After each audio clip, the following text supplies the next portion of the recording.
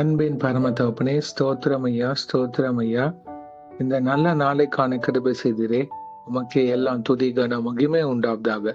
கர்த்தாதி கர்த்தாவே, உமக்கே எல்லாம் துதி கன மகிமை உண்டாவதாக. ராஜாதி ராஜாவே, இயேசு ராஜாவே, உமக்கே எல்லாம் துதி கன மகிமை உண்டாவதாக.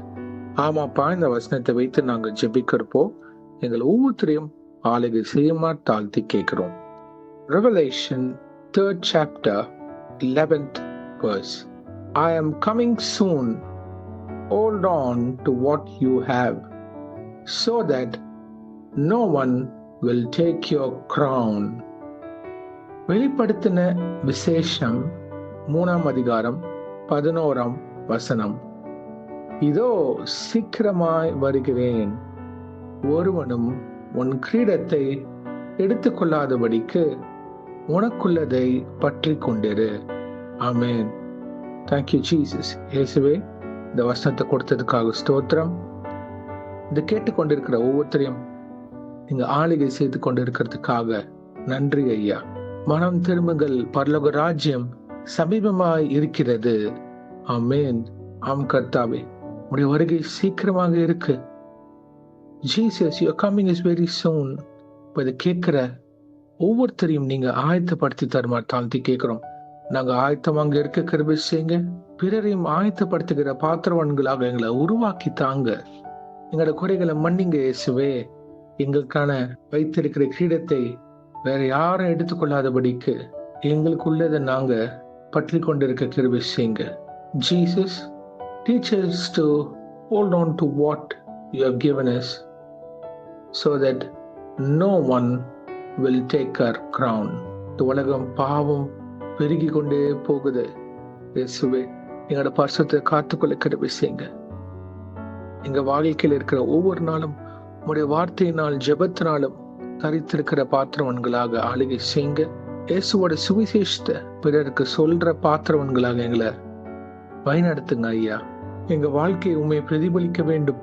பிறர் எங்க வாழ்க்கையை பார்க்கிறப்போ இயேசு அவங்களை வழிநடத்துறார், இயேசு அவங்களோட இருக்கிறார் அப்படின்ற ஒரு சாட்சியின் வாழ்க்கை இருக்க கிருபை செய்வீராக. உலகத்துக்கும் எங்களுக்கும் ஒரு வித்தியாசம் இருக்க வேண்டும்.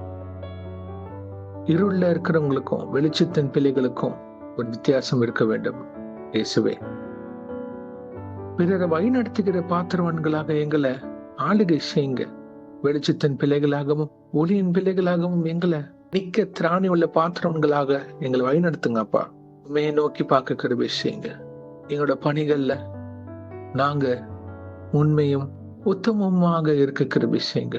பிறரை யாரையும் காயப்படுத்தாதபடி, பிறர் இருதயத்தை உடைக்கிற பாத்திரவன்களாக எங்களை வைக்காதீங்க அப்பா. இயேசுவின் வார்த்தைகளால் பிறர் இருதயத்தை பலப்படுத்துகிற பாத்திரவன்களாக எங்களை மாற்றி அமைத்து தாங்க. கிறிஸ்துவின் சிந்தை இது கேட்கிற ஒவ்வொருத்தர்கிட்டையும் இருக்க நீங்க அவங்கள தகுதிப்படுத்தி தருமா கெஞ்சி கேட்கிறோம். ஒவ்வொரு நாளும் உங்களோட வார்த்தை எங்க வாழ்க்கையில வெளிரங்கமாக வேண்டும். எல்லா குறைகளும் மன்னிப்பீராக இயேசுவே.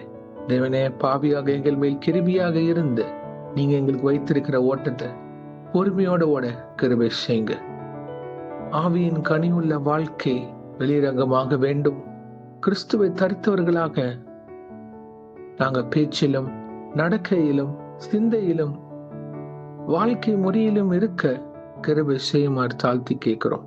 எங்க கிரீடத்தை காத்துக்கொள்ள கிருபை செய்யுங்க. சத்துருவின் எல்லா அந்தகார கிரியைகளும் மேற்கொள்ளுகிற பாத்திரவன்களாக ஆளுகை செய்யுமாறு ஜெபிக்கிறோம்.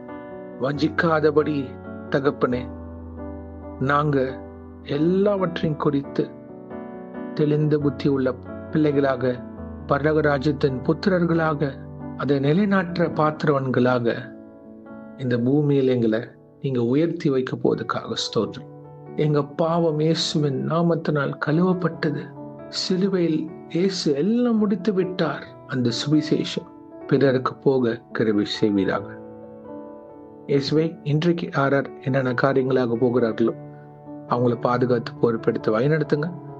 உங்க கரம் முன்னும் பின்னுமாக இருப்பதாக தேவ தூதர்களால் பாதுகாத்து வழிநடத்துங்க. இயேசுவின் நாமத்தினால் எங்கள் தலைகளை தாழ்த்தி ஜெபிக்கிறோம் பிதாவே. ஆமென், ஆமென், ஆமென். God bless you, my brothers and sisters. கர்த்தர் உங்களை ஆசீர்வதிப்பாராக. ஆமேன்.